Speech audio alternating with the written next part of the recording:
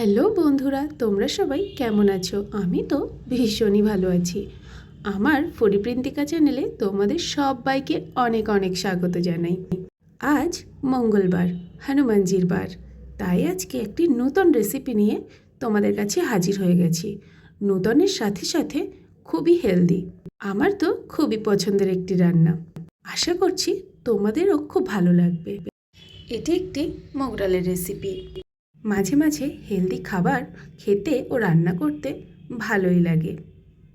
লঙ্কা আর পাঁচফোড়ন দিয়ে, তাতে কাঁচা লঙ্কা ও টমেটো দিয়ে কষিয়ে নিয়েছি। তারপর এর মধ্যে সিদ্ধ করে রাখা ডালটি দিয়ে দিয়েছি। তারপর একটু নাড়াচাড়া করে এর মধ্যে ভেজে রাখা গাজর ও আলুটি দিয়ে দিলাম। মাঝে মাঝে এমন হেলদি রেসিপি দেখতেও ভালো লাগে, আবার খেতেও ভালো লাগে, এবং এটি শরীরের জন্যও খুবই উপকারী। তোমরা কে কে আমার মতো এমন হেলদি খাবার খেতে মাঝে মাঝে পছন্দ করো, আমায় কমেন্টে জানাতে পারো। আর তোমাদেরও এমন হেলদি রেসিপি আমার সঙ্গে শেয়ার করতে পারো। আমি শুনে এসেছি যে আলু খাওয়া শরীরের পক্ষে ভালো না। হ্যাঁ, মাঝে মাঝে অল্প একটু আলু খাওয়াই যেতে পারে, তবে আমার মনে হয় আলুটিকে সিদ্ধ করে জল ফেলে দিলে আর কোনো অপকারিতা থাকে না। কি বন্ধুরা, ঠিক বললাম?